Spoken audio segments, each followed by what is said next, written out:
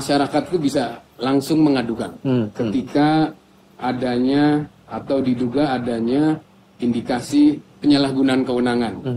Nah, kanal-kanal pengaduan ini kan memang banyak. Bisa melalui perlu juga diperhatikan apabila laporan ini ternyata terbukti asal-asalan atau karena mungkin unsur pribadi, ini bisa saja Talk slow, kita talk tapi slow. Pilar Radio 88,6 FM, radio terfavorit di Cirebon. Sahabat Pilar, ketemu lagi di Talk Slow, kita talk tapi slow. Pak Mandika sekarang lagi ada di Superdog Cirebon, ya, tempat yang pas banget, yang enak banget kalau sahabat Pilar mau nongkrong-nongkrong di sini sama teman-teman kerjanya atau sama keluarganya, boleh banget datang ke sini ke Superdog Cirebon, sahabat Pilar, ya. Dan Talk Slow, kita talk tapi slow hari ini, sahabat Pilar, kita punya tema tugas pokok dan fungsi Inspektur Pembantu Khusus serta SOP penanganan laporan pengaduan masyarakat di Inspektorat Daerah Kota Cirebon, sahabat Pilar. Biar lengkap, biar detail ngobrolnya kayak gimana, kita langsung aja sapa dua narasumber kita hari ini. Ada Bapak Andi Munadi, SPTMM, Inspektur Pembantu Khusus Inspektorat Daerah Kota Cirebon. Selamat pagi, Pak. Apa kabar? Selamat pagi. Sobat Pilar Radio, selamat pagi. Wah, kabar gimana, Pak? Baik ya? Alhamdulillah sehat. Sehat ya. Terus juga ada Bapak Slamet Haryadi, SHMH, Kepala Seksi Intelijen pada Kejaksaan Negeri Kota Cirebon. Apa kabar, Bapak? alhamdulillah baik. Terima kasih. Selamat pagi teman-teman sahabat Pilar Radio. Wah, gitu ya. Jadi buat sahabat Pilar nih yang nanti mau mau detail lagi informasinya kayak gimana, harus stay jam sampai akhir obrolan kita, sahabat Pilar, ya. Dan kalau mungkin sahabat Pilar juga masih awam, bisa dijelasin nih tentang apa itu Inspektur Pembantu Khusus di Inspektorat Daerah Kota Cirebon untuk sahabat Pilar yang sekarang lagi stay jam di Pilar Radio. Pak, mangga. Baik, terima kasih Mas Dika. Jadi memang Inspektur Pembantu Khusus di Kota Cirebon ini dibentuk tahun 2021. Oke. Jadi di mana tugasnya itu membantu inspektur dalam hal penyelesaian atau penanganan pengaduan masyarakat yang pertama. Kemudian pemeriksaan dengan tujuan tertentu, nah, itu kita lakukan juga. Kemudian yang terakhir penyelesaian kerugian daerah. Jadi itu tugas-tugas inspektur pembantu khusus dan dibentuk pada tahun 2021, Pak. Berarti secara usia masih muda nih dalam tanda kutip, masih 4 tahun lah ya, sekarang 2025. Ini karena memang tuntutan ketentuannya harus dibentuk inspektur pembantu khusus di setiap daerah. Oke, gitu. Jadi ini termasuk yang baru. Mungkin sahabat Pilar juga harus tahu gitu ya. Nah, untuk tugas pokok dan fungsinya, Pak, mungkin bisa dijabarkan juga untuk sahabat Pilar yang sekarang sedang mendengarkan Pilar Radio. Makasih Mas Dika. Jadi memang sobat Pilar Radio, salah satu tugas pokok dan fungsinya adalah kita menindaklanjuti pengaduan dari masyarakat. Baik itu juga kelompok masyarakat juga.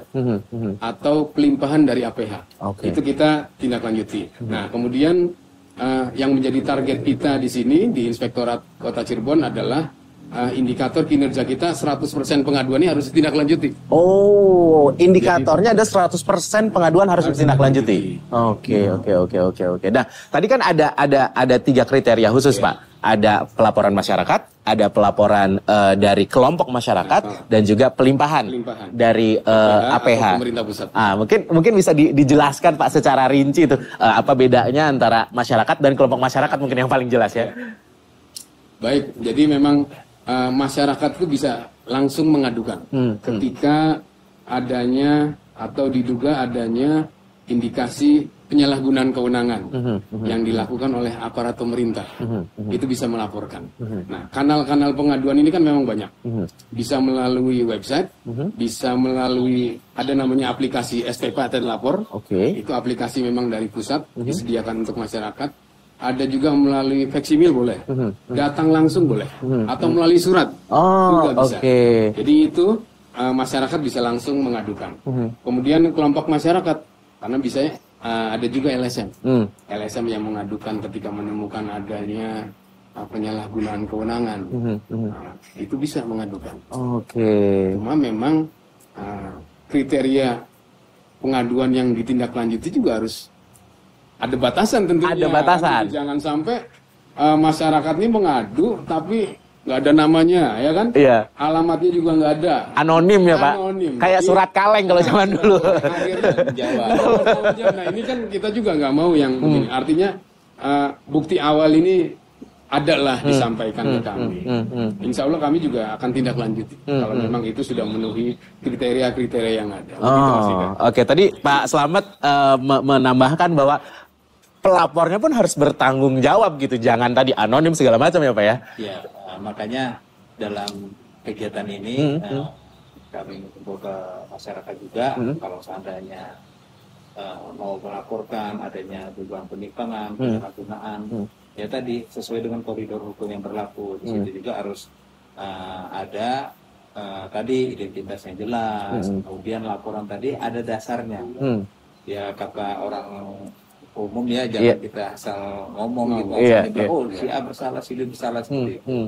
Makanya itu dalam kegiatan Jaksa Menyapa ini, kita mohon kepada teman-teman Pilar Radio dan sahabat-sahabat Pilar Radio yang ada.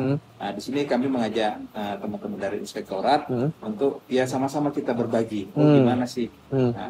Dan kadang kan timbul persepsi di masyarakat, oh ini kamu diadukan, jadi setiap pengaduan harus ditindaklanjuti. 100% sampai tuntas. Jadi orang gibah juga.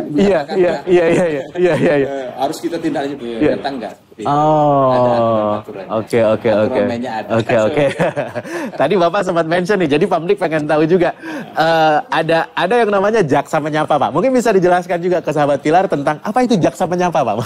Ya, Kejaksaan berdasarkan Undang-Undang Nomor 11 Tahun 2021 yaitu Undang-Undang Nomor 16 Tahun 2004 tentang Kejaksaan RI, diantaranya mempunyai tugas pokok itu menjaga keamanan dan ketertiban, kemudian penegakan hukum, tugas pokok penuntutan dan lain sebagainya. Salah satunya untuk upaya preventif kita memberikan edukasi kepada masyarakat dengan berbagai cara, salah satunya menggunakan merangkul teman-teman media, teman-teman seluruh elemen masyarakat biar tahu apa itu hukum dan bagaimana cara menjauhi hukuman tadi. Termasuk juga mengedukasi bagaimana sih prosedur-prosedur yang harus ditempuh ketika kita menemukan adanya suatu tindak pidana. Atau ketika kita berhadapan dengan hukum itu apa-apa seperti itu. Ya salah satunya diantaranya ya yang sekarang kita lakukan ya. Iya, talk slow kita talk tapi slow. Teman-teman dari Inspektorat jelas gitu loh. Oh, tidak semua pengaduan ya tadi orang surat kaleng. Kamu sudah ada pengaduan. Nah, tapi kan harus kita teliti dulu. Terutama kami dari intelijen kejaksaan berdasarkan Undang-Undang 17 tahun 2011 tentang intelijen negara yang mempunyai kekhususan di mana kejaksaan intelijen kejaksaan itu mempunyai kewenangan di bidang penegakan hukum, sehingga itu tadi kita akan melaksanakan tadi beban yang diemban oleh masyarakat kepada kami untuk dapat melaksanakan tugas. Oke. Nah, kalau ngomongin tadi menindaklanjuti laporan yang anonim segala macam, alat bukti Pak, bukti-bukti yang biasanya seharusnya memang dimiliki masyarakat sebagai pelapor atau kelompok masyarakat sebagai pelapor gitu. Apa aja sih Pak? Minimal ada apalah gitu. Jangan kasak-kusuk berdasarkan gosip gitu ya, langsung dilaporkan gitu. Oke, baik. Berdasarkan peraturan Mendagri nomor 8 tahun 2023, ini memang peraturannya cukup baru. Jadi kriteria yang harus tersedia itu minimal nama, kemudian alamat, siapa yang dilaporkan, kemudian substansinya apa. Ada nggak korelasi? Kita nanti akan lihat ketika itu sudah sesuai dengan kriteria, kita akan lakukan telaah. Telaah, kemudian klarifikasi. Untuk menguatkan bahwa memang ada informasi-informasi lain selain yang disampaikan oleh masyarakat tadi. Kita klarifikasi ketika ini memang cukup kuat untuk dinaikkan menjadi investigasi. Nah, kemudian kita buatkan surat perintah untuk melakukan investigasi. Jadi sebetulnya langkah-langkah cukup banyak untuk mencapai ke sana. Oke. Jadi tahapannya cukup Tahapannya. banyak, tapi itu justru untuk membuat si kredibilitas dari prosesnya itu terjaga ya, Pak ya. Supaya tadi tidak asal lapor saja. Iya, betul. Jadi memang ini cukup kuat untuk dilakukan proses investigasi. Jadi tadi kata Pak Kasinto bilang nggak asal melaporkan saja. Iya. Jadi harus jelas. Jadi nanti timbul fitnah segala macam gitu. Iya. Itu yang justru dicegah ya, Pak ya. Karena biasanya melaporkan itu kan berarti ada yang dilaporkan. Ada yang dilaporkan. Ketika ada yang dilaporkan dan merasa Siapa yang dilaporkan? Iya, itu kan juga itu harus jelas ya. Oke, tapi selama ini pernah terjadi atau enggak, Pak, untuk pelaporan-pelaporan yang dalam tanda kutip misalnya isunya adalah persaingan misalnya, mereka justru punya motif itu akhirnya melaporkan seseorang gitu. Ya sebetulnya ada beberapa lah. Oh. Ketika melaporkan itu substansinya tidak jelas gitu. Padahal kami sudah periksa itu gitu. Iya. Kemudian mereka melaporkan. Ternyata kan nggak sesuai gitu. Oh, Kita pengen tahu gitu. Ternyata ini tidak sesuai. Padahal kami sudah periksa itu. Jadi dia laporkan berarti kan itu memang asal dugaan-dugaan saja yang memang tidak cukup kuat buktinya. Gitu. Jadi memang kadangkala yang seperti ini memang banyak. Iya. Masyarakatnya yang artinya kurang memahami atau apalah. Oke. Kalau bicara tentang masyarakat yang belum memahami, inilah kenapa kita hari ini ada di Talk Slow Kita Talk Tapi Slow yang berkolaborasi dengan Jaksa Menyapa agar masyarakat juga bisa lebih tahu lagi gitu bagaimana proses itu berjalan. Nah, jika tadi Pak masyarakat itu memang melaporkan dan kemudian ternyata laporannya hanya berdasarkan kasakusuk, ada hal-hal yang sebaiknya dihindari atau dilakukan masyarakat nggak sih Pak untuk kayak tadi misalnya mau melaporkan atau mungkin mengumpulkan dulu bukti-buktinya baru melaporkan atau kayak gimana Pak? Ya, karena kan sebagaimana kita ketahui aturan itu kan dibuat untuk melindungi hak asasi warga negara. Betul. Dalam hal ini. Siapapun itu, Iya. tidak terkecuali termasuk juga yang dilaporkan, termasuk juga yang mungkin kalau ada yang menemukan dan melaporkan. Iya. Ini kan untuk menjaga hak asasi warga negara.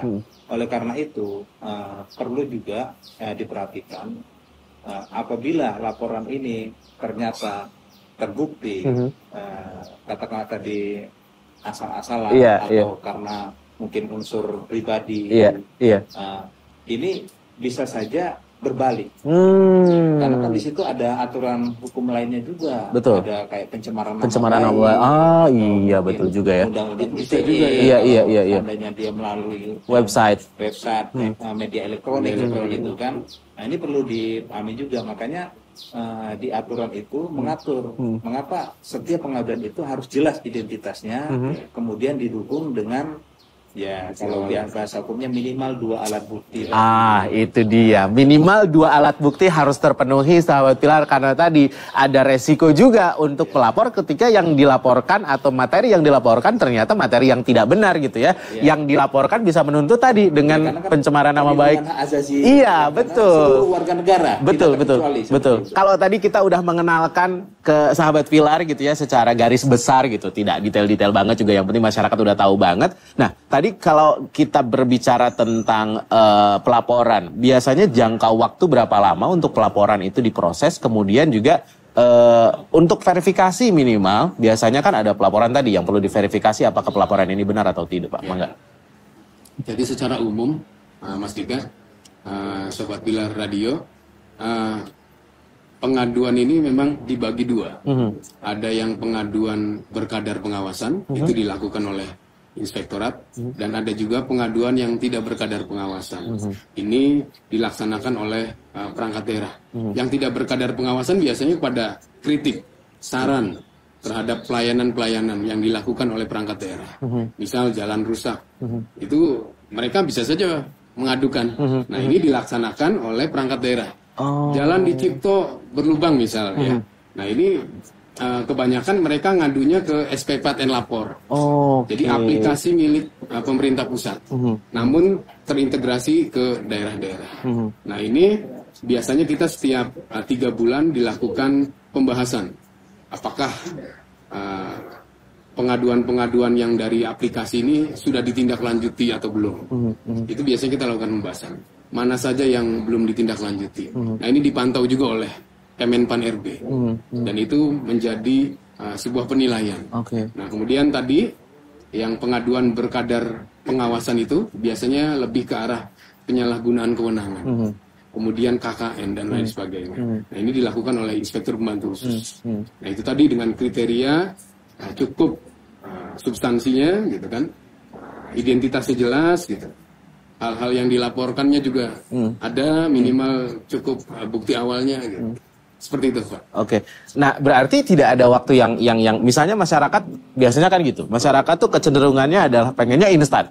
Mereka lapor langsung ditindaklanjuti. Mereka ngadu pengennya langsung ditindaklanjuti. Biasanya gitu. Ada ketentuan waktu tertentu kan, Pak?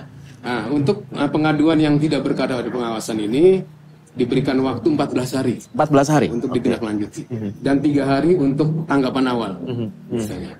Kemudian pengaduan yang berkadar pengawasan diberikan waktu penyelesaian 60 hari. Ketika dalam 10 hari pengaduannya belum cukup lengkap, artinya tadi kriteria tadi memang belum lengkap. Ini diberikan waktu 10 hari kepada pelapor untuk melengkapi. Jadi si pelapor tuh jangan lempar batu sembunyi tangan ya, Pak. Jadi harus menindaklanjuti laporannya ya. Jadi ketika belum lengkap, kami berikan kesempatan untuk melengkapi. Nah, itu kan kurang apa lagi tuh? Kita berikan kesempatan untuk melengkapi dalam 10 hari. Namun ketika belum lengkap juga, gitu, artinya hal-hal yang dilaporkan ini tidak cukup gitu ya. Ya kami anggap ini sebagai diarsipkan saja gitu. Tidak perlu ditindaklanjuti, tidak cukup bukti awal. Gitu. Memang ada ketentuan seperti itu dalam peraturan. Dalam peraturannya pun sudah dibuat sedemikian rupa supaya laporannya juga benar-benar bisa terverifikasi, termasuk ada jangka waktu yang harus dipenuhi oleh masyarakat juga ketika memang alat bukti tadi misalnya masih kurang lengkap segala macam dan itu harus dipenuhi gitu ya. Nah, untuk dari laporan-laporan masyarakat, Pak, sejauh ini selama 4 tahun lah ya dari 2021, adakah hal-hal menarik yang mungkin bisa disampaikan ke masyarakat tentang capaian-capaian yang sudah didapat, Pak? Jadi kadang-kala memang masyarakat nih salah melaporkan lah. Disangkanya inspektorat ini memang semua pengaduan bisa dilapor. Itu lapor, termasuk urusan rumah tangga lapornya ke inspektorat. Jadi sebetulnya kan memang secara ketentuan itu ada batasan. Jadi inspektorat itu khususnya inspektur pembantu khusus menindaklanjuti laporan yang memang berkadar pengawasan. Apa yang berkadar pengawasan? Yang berindikasi penyalahgunaan kewenangan tadi yang saya sebutkan, kemudian KKN dan lain sebagainya. Ini masyarakat juga kadangkala sedikit-sedikit lapornya ke inspektorat. Ini suami saya misalnya. Ada kan yang begitu. Jadi memang ada tempatnya lah. Enggak, silakan saja gitu. Iya. Menarik ya. Jadi tadi Pak Slamet juga sempat menyinggung katanya. Ini hal-hal yang seperti ini masyarakat harus tahu apa hal-hal yang bisa dilaporkan ke inspektorat, apa yang sebenarnya menjadi kewenangan dari APH yang lain. Betul ya, Pak ya? Iya, benar. Mungkin bisa ditambahkan, Pak. Ya termasuk juga di kami sendiri hampir sama juga karena kan banyak juga laporan masuk ke Pemilu. Kadang laporan tadi tidak disertai bukti dukung yang ada, mungkin baik itu dokumen atau terkait dokumentasi, terkait dokumen kegiatan yang dilaporkan, ataupun bahkan kebanyakan ranahnya ke ranah pribadi yang tidak semestinya dilaporkan ke kita. Dan di Kejaksaan sendiri hampir sama dengan tadi yang disampaikan Pak Sektora. Ketika kita menerima laporan, kita akan telaah dulu, dibuat telaahan, kemudian dilakukan pool data pool bucket tertutup ke lapangan, apakah benar atau tidak laporan pengaduan tadi. Kalau seandainya ada peristiwa pidana, mungkin baru kita tindak lanjuti. Kalau tidak ada, biasanya kita lihat dulu kalau ini mungkin terkait dengan aparatur sipil negara, ASN, mungkin kita serahkan dahulu ke inspektorat untuk dilakukan investigasi atau pemeriksaan apakah ini terkait dengan penyalahgunaan kewenangan atau terkait dengan pelanggaran administrasi seperti itu.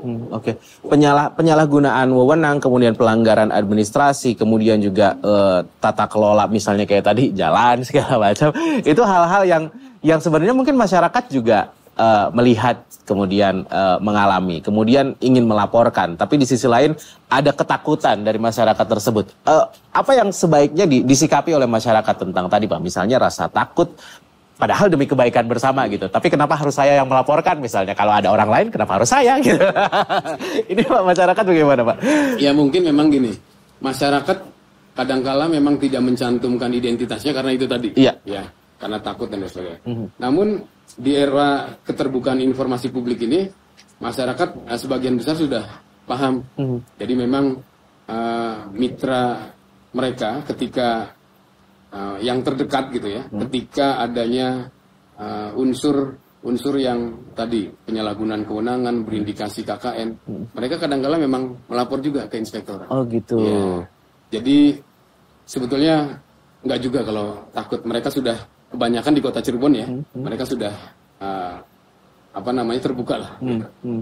Oke. Dan apakah nanti identitas dari si pelapor itu akan dirahasiakan atau justru nanti akan dipublish Pak? Ya. Memang sejauh ini identitas pelapor itu dirahasiakan. Ya. Di beberapa aplikasi milik pemerintah pusat juga itu biasanya anonim. Anonim itu kan memang sebetulnya ada namanya, cuma memang tidak dimunculkan. Nah ini karena memang pentingnya kerahasiaan si pelapor ini. Jadi kami juga tidak sembarangan ketika adanya pengaduan dan lain sebagainya ini, tetap itu kita jaga. Kerahasiaan itu. Kerahasiaan. Jadi untuk masyarakat yang ingin melapor itu juga termasuk yang nanti kerahasiaannya akan dijaga. Tapi sekali lagi, sahabat Pilar harus tetap bertanggung jawab meskipun tadi kerahasiaan identitas dari pelapor akan dijaga. Termasuk juga mungkin kayak tadi kelompok masyarakat Pak misalnya itu juga termasuk yang nanti akan dirahasiakan atau justru akan dipublish gitu. Karena berbeda kan antara individu dan juga kelompok masyarakat. Iya, sama. Sama juga? Sama juga. Prinsipnya sama. Prinsipnya sama ya? Iya. Oh, oke. Juga pelaporan terkait pidana korupsi kan berdasarkan Undang-Undang 31 tahun 2009 junto 2021 bagi pelapor ada peran serta masyarakat untuk melaporkan itu kita lindungi berdasarkan peraturan undang-undang. Oke. Pak Slamet mungkin bisa dijelaskan juga tentang peran serta masyarakat khususnya di wilayah Kota Cirebon gitu. Terlihat seperti apa sih Pak peran serta masyarakat? Sudahkah meriah atau justru masyarakat Kota Cirebon cenderung diam atau kayak gimana Pak mungkin? Selama saya bertugas di Kota Cirebon ini lebih kurang 3 tahun lebih, kita lihat sih peran serta masyarakat khususnya untuk memotret ya. Kan kita bukan mengadu ya, istilahnya memotret kegiatan-kegiatan yang ada di Kota Cirebon ini ya cukup baik. Maksudnya tuh banyak sekali informasi-informasi yang kami terima khususnya di bidang intelijen Kejaksaan Negeri Kota Cirebon dari masyarakat seperti itu ya. Cuman yang tadi kita tidak semua kita bisa tampung, kita juga akan melakukan pool data pool bucket tertutup untuk menguji apakah laporan atau potret tadi benar atau tidak. Oke. Jadi lagi-lagi sahabat Pilar memang peran serta masyarakat dituntut gitu ya untuk lebih detail, lebih bertanggung jawab supaya prosesnya juga bisa berjalan dengan lancar gitu. Nah, kalau di Kejaksaan Negeri Kota Cirebon juga Pak mungkin bisa disampaikan ke sahabat Pilar yang sekarang sedang mendengarkan Pilar Radio gitu. Hal-hal yang menarik mungkin yang selama ini terjadi selama Bapak 3 tahun di sini. Iya. Terkait apa ini? Terkait penanganan kasus misalnya pelaporan masyarakat atau seperti apa? Oh iya. Ada hal-hal yang menarik dalam penanganan kasus. Iya. Tadi seperti yang Pak Komite dan Inspektor sampaikan. Ketika kita masuk dalam penanganan kasus, tentu penyidik akan mengetahui lebih detail. Iya. Nah, sementara yang menariknya ini kadang yang muncul atau informasi yang berkembang di masyarakat itu jauh berbeda banget. Jadi ketika kita menyampaikan suatu kebenaran, malah kita dianggap wah ini ada apa-apa seperti itu menarik banget di sini. Padahal yang kita lakukan murni melakukan tindakan penyidikan, pengumpulan alat bukti secara yuridis sudah sesuai aturan. Dan itu yang kita jadikan bahan untuk diajukan ke persidangan. Oke. Ya, mungkin salah satu yang pernah kita ketahui yang viral Iya. terkait dengan Vina. Iya. Salah satu ya. Ya, betul. Vina kan, Betul. itu kan digoreng macam-macam. Iya. Ada yang bilang ini tuh kejadian kecelakaan, ya kan, diarahkan ke kecelakaan. Ada yang dibilang ini ada seperti apa rekayasa di persidangan. Padahal dalam pelaksanaan tugas itu kami selalu, gitu, khususnya di kejaksaan, sebelum proses ini sampai ke persidangan kita akan benar-benar meneliti alat bukti yang diajukan, termasuk juga ya kalau kayak contohnya kasus Vina kan dari visionnya kan bisa ketahuan apakah ini kecelakaan atau kasus penganiayaan atau pembunuhan seperti itu. Oke, ya berarti mungkin yang ter-highlight sahabat Pilar waktu itu viral memang beritanya menjadi berita nasional adalah kasus Vina yang tadi tuh mengundang pertanyaan-pertanyaan dari masyarakat dan diarahkan ke kecelakaan. Iya. Alhamdulillah tim kami dari Kejaksaan Negeri Kota Cirebon bisa membuktikan di persidangan sehingga PK-nya dikuatkan. Memang tuntutan kita dan putusan hakim sebelumnya sudah sesuai dengan keadaan. Fakta gitu. yang ada di dalam berkas. Iya. Kinerja yang dipertanyakan itu menjadi salah satu resiko ya Pak ya dalam bertugas ya Pak ya. Iya. Oke. Dan tadi kalau misalnya masyarakat banyak yang meragukan gitu, kemudian wah jangan. Ini secara pribadi Pak rasanya gimana sih Pak? Banyak sekali masalah itu. Dalam beberapa penanganan perkara sendiri kita selalu diisukan macam-macam. Iya betul. Ini sudah apa, tapi itu tadi kita tunjukkan kinerja bahwa apa yang disampaikan atau yang isu yang beredar itu tidak benar. Ketika mereka bilang kita ada masuk angin ini, kejaksaan ada main, tetapi kita buktikan bahwa yang disampaikan tadi tidak benar. Dengan apa? Kita berikan contoh bahwa kita melaksanakan pekerjaan on the track dan perkara tersebut kita naikkan. Ya kalau namanya main-main nggak mungkin kita berani menaikkan perkara kan. Itu dia sahabat Pilar ya. Jadi ya gitulah ya. Masyarakat memang selalu punya sudut pandang, tapi lagi-lagi sahabat Pilar, sudut pandang itu juga ya harus berdasarkan fakta yang benar-benar adanya di gitu sisi ya. lain kami juga mengambil sisi positifnya. Mungkin itu untuk mendorong kinerja institusi kami, khususnya Kejaksaan Negeri Kota Cirebon, biar lebih bekerjanya benar-benar kita benar-benar teman-teman masyarakat memperhatikan kita, gitu. Mendukung kita, mendorong kita seperti itu, menjadikan bahan bakar semangat bagi kami. Ini sisi positif ya, yang selalu bisa didapat dari setiap kejadian. Dan Pak Slamet ini termasuk yang pintar mengambil sisi positifnya sahabat Pilar ya. Apa tantangan terbesar dalam menangani pengaduan masyarakat Pak? Tantangan yang selama ini Bapak hadapi Pak mungkin? Baik Mas Dika, tantangan yang terbesar itu biasanya memang dalam satu waktu itu ada beberapa pengaduan yang masuk dan personil kita memang terbatas. Jadi di Inspektur Pembantu Khusus ada sekitar 8 orang. Ketika dalam waktu yang bersamaan banyak pengaduan yang masuk ke kami, itu kami juga kewalahan. Karena memang prosesnya itu kan cukup lama untuk menyelesaikan atau menindaklanjuti sebuah pengaduan. Karena memang kanal-kanal pengaduan ini cukup banyak, di samping surat dan lain sebagainya ya. Gitu. Nah ini tantangannya itu biasanya seperti itu. Kemudian yang kedua, objeknya itu memang yang dilaporkan itu aparat atau pegawai negeri biasanya. Nah itu memang banyak laporan-laporan yang karena memang pelaksanaan kegiatan itu memang adanya kan di perangkat daerah. Jadi kita memang memeriksa pegawai-pegawai yang memang melaksanakan kegiatan. Itu biasanya seperti itu. Oke, jadi tantangannya salah satunya mungkin karena ya tadi banyaknya pengaduan, di sisi lain tenaga dalam tanda kutip tadi cuma berapa Pak? 8 orang ya? 8 orang. Cuma 8 orang gitu ya. Jadi itu salah satu tantangan sahabat Pilar. Belum lagi kanal-kanal yang bisa digunakan masyarakat juga termasuk yang banyak untuk sekarang ya Pak ya? Oke. Mungkin bisa dijelaskan lagi untuk sahabat Pilar yang baru stay jam. Ada apa aja Pak kanalnya untuk kanal? Kanal pengaduan ini kan memang banyak. Ada SP4N lapor namanya.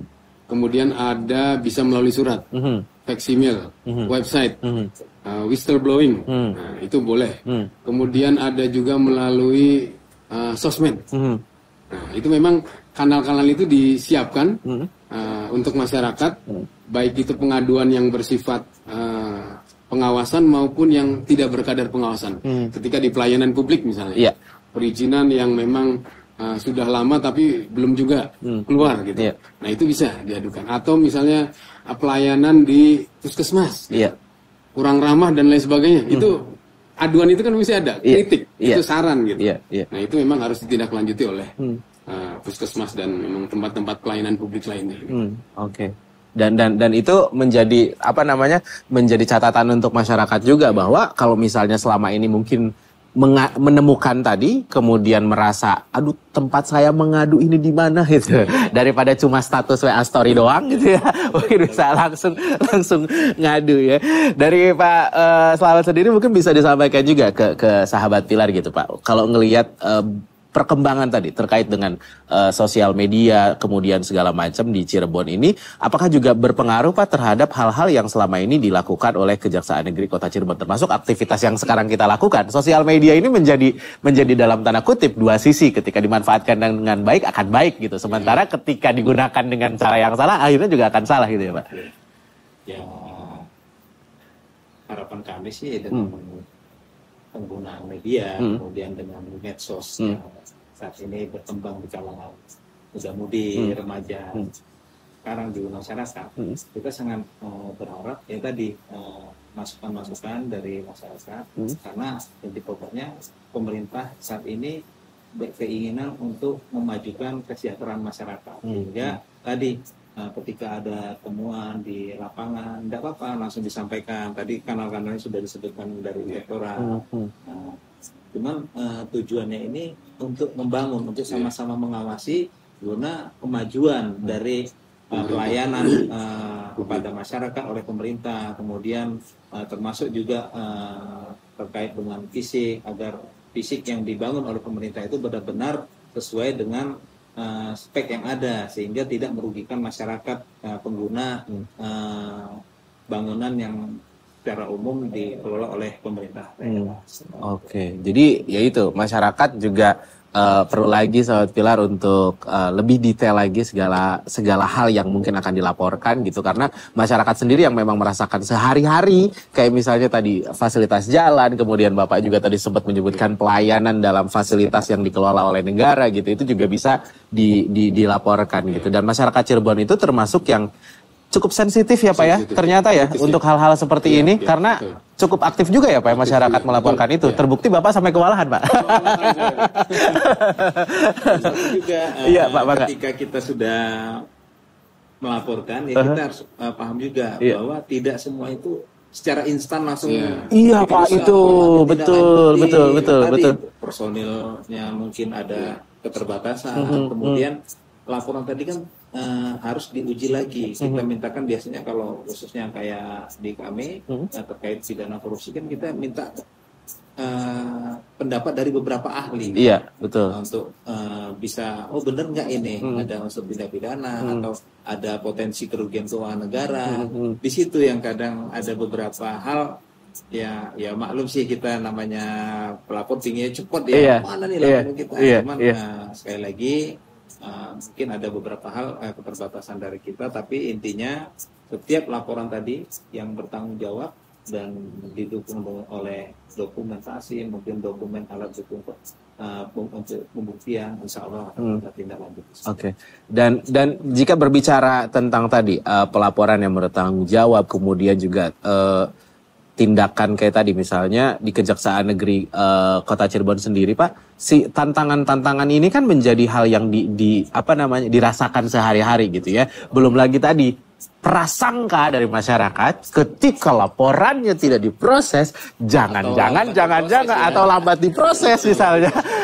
Kenapa punyaku lebih lambat gitu? Itu kayak gimana Pak? Itu tadi sebenarnya kita bukannya lambat proses, karena memang proses, ada alur gitu ada ya. Alurnya tadi fase-fasenya itu termasuk juga pengumpulan alat-alat bukti tadi kan butuh waktu. Dan ya mohon maaf tadi seperti yang disampaikan, yang laporan yang kita terima, yang kita kelola ini kan bukan cuma satu ya, betul. Banyak sekali yang harus kita tanggung. Dan masyarakat harus mengerti itu karena ya lagi-lagi kita tuh kadang-kadang gitu ya, ketika kita tuh merasa kok punya saya nggak ditindaklanjuti gitu, masyarakat kan biasanya kayak gitu dan ya udah ngerti aja. Juga tadi seperti yang disampaikan, mungkin ada juga laporan tadi kita tindak lanjuti tapi tidak bisa diproses. Dalam artian ketika laporan tadi dilaporkan bukan merupakan kewenangan dari instansi tempat para pelapor tadi menyampaikan, maka instansi atau institusi tersebut tidak bisa menindaklanjuti. Seperti itu. Betul. Kan ada juga seperti itu. Atau tadi pelapor kok laporan kita tidak ditindaklanjuti.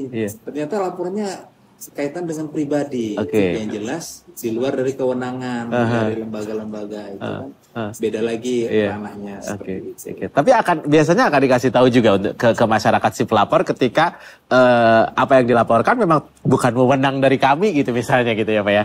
Ya memang tidak ada kewajiban, tapi biasanya akan disampaikan ketika mereka menanyakan, akan diberitahu bahwa itu bukan salah satu, mungkin ini bukan kewenangan atau ini bukan merupakan tindak pidana, ini administrasi, atau ini kaitannya pidana umum, ini kayak ranahnya harus kemana akan kita sampai. Biasanya seperti itu. Nah, masyarakat sendiri ketika memantau Pak proses laporannya ketika sedang dikerjakan atau diproses itu biasanya memantaunya kayak gimana caranya? Apakah nanti ada surat atau mungkin ada telepon bahwa ini sedang diproses atau mungkin ada pemanggilan seperti apa Pak? Pertama untuk yang aplikasi dulu ya. Karena pemerintah ini biasanya menggunakan aplikasi SP4N Lapor. Ketika di situ melaporkan, itu sudah muncul waktu. Waktu penyelesaian misalnya untuk berkadar pengawasan itu 60 hari. Itu sudah muncul. Jadi 10 hari pertama itu biasanya diberikan kesempatan untuk melengkapi ketika bukti awal belum ada. Nah itu masyarakat di situ sudah tahu, sudah diinformasikan bahwa penyelesaiannya 60 hari. Jadi kemudian kita jawab juga melalui aplikasi juga. Jadi syukur-syukur sebelum 60 hari itu sudah ditindaklanjuti, sudah ada jawaban. Nah, itu kalau aplikasi. Nah, kemudian ketika datang langsung biasanya mereka juga jemput bola, lebih gercep lah ya. Mereka menanyakan, kita sedang tangani, sedang proses. Kemudian hasilnya pun kita sampaikan. Jadi memang kita sudah tindak lanjuti, kita sudah sampaikan. Garis besarnya seperti itulah. Jadi memang ada proses-proses yang akan dilalui, ada proses yang akan dilewati, dan masyarakat yang tadi sudah melaporkan gitu jangan seolah-olah melempar sesuatu kemudian berdiam diri berharap prosesnya selesai tanpa terlibat lebih lanjut. Karena kecenderungannya si pelaporan itu ketika diproses adalah masyarakat yang tadi melaporkan atau kelompok masyarakat yang tadi melaporkan akan berperan aktif ya Pak ya untuk termasuk mungkin ketika misalnya ada proses sidang segala macam, itu mungkin akan terlibat juga atau seperti apa Pak? Ya, kadangkala dalam suatu pemeriksaan kita memang diperlukan juga dalam ahli biasa, keterangan ahli, pemberi keterangan ahli. Ketika memang itu sampai pada sidang.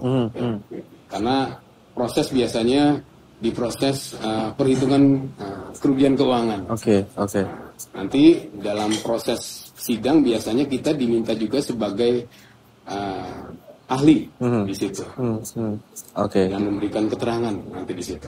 Jadi si pelapor juga akan memberikan keterangannya gitu ya? Bukan pelapor, maksudnya inspektorat. Inspektorat ya? Inspektorat. Dan itu sih sahabat Pilar yang selama ini mungkin masyarakat perlu tahu gitu, sahabat Pilar perlu tahu. Jadi buat sahabat Pilar yang tadi tuh kanal-kanalnya disediakan, kemudian media sosial termasuk di dalamnya, website, kemudian juga fax atau mendatangi langsung, bersurat, itu juga bisa menjadi tempat atau cara sahabat Pilar ketika ingin melakukan pengaduan sahabat Pilar ya. Dan nggak keras emang obrolan kita udah cukup panjang sahabat Pilar, dan mungkin dari Pak Selamat dulu apa yang ingin disampaikan untuk sahabat Pilar yang sekarang sedang mendengarkan Pilar Radio, yang sekarang sedang menonton video kita Pak. Terima kasih sahabat Pilar yang sedang mengikuti acara ini. Kami hanya berpesan semoga apa yang tadi sudah disampaikan sudah menjadikan masukan bagi kita semua, di mana setiap laporan kami mohon tadi laporan tersebut benar-benar harus dilaporkan sesuai dengan fakta yang ada dan bertanggung jawab. Dan kami juga terus berkoordinasi antara kami dengan inspektorat dalam menindaklanjuti semua laporan-laporan pengaduan dari sahabat-sahabat pilar atau masyarakat yang ada dengan sesuai koridor hukum yang ada, seperti itu. Oke, terima kasih Pak Slamet. Dari Pak Andi mungkin apa yang mau disampaikan? Oke, baik, terima kasih sahabat pilar. Jadi memang kita koordinasi dengan kejaksaan ini memang sudah cukup lama terbangun. Jadi perlunya koordinasi ini ketika ada kasus-kasus yang melibatkan pegawai di pemerintah kota. Jadi sesuai ketentuan juga kejaksaan bisa melimpahkan ya, pengaduan atau untuk meminta kita melakukan audit investigasi. Itu kita bisa lakukan. Karena memang ini sudah ada MOU di tingkat pusat antara kejaksaan, kemudian Kemendagri dan kepolisian. Itu memang sudah terbangun dan harapan kami koordinasi ini bisa berjalan dengan baiklah di kemudian hari. Ya. Oke. Terakhir Pak mungkin dikomentari tentang jaksa menyapa yang berkolaborasi dengan Pilar Radio ini Pak. Terima kasih. Memang ini sebuah inovasi yang baik untuk mengedukasi masyarakat. Betul. Jadi kebetulan saat ini kami inspektorat sebagai narasumber, ini adalah momen-momen yang sangat baik, inisiasi dari Kejaksaan Negeri Kota Cirebon untuk mengedukasi masyarakat. Tema hari ini terkait dengan pengaduan masyarakat. Iya. Mudah-mudahan apa yang kita bahas di sini menjadi edukasi masyarakat untuk melaporkan pengaduan sesuai dengan koridor-koridor yang ada. Saya kira itu Pak. Oke, siap kalau gitu. Terima kasih Pak Slamet, terima kasih juga Pak Andi dan sahabat Pilar, itu obrolan kita hari ini sahabat Pilar. Nanti buat yang mau terus update jangan lupa selalu pantau sosial medianya Pilar Radio dan selalu dengerin Pilar Radio di 88,6 FM. Pak Mandikanya pamit dari Talk Slow, kita talk tapi slow, dan jangan lupa juga sahabat Pilar yang mau nongkrong-nongkrong, yang mau ngopi, yang mau cari makanan enak, mau ngobrol-ngobrol santai kayak sekarang, bisa datang ke Superdog Cirebon. Just keep on your favorite channel and stay jams. Talk slow, kita talk tapi slow.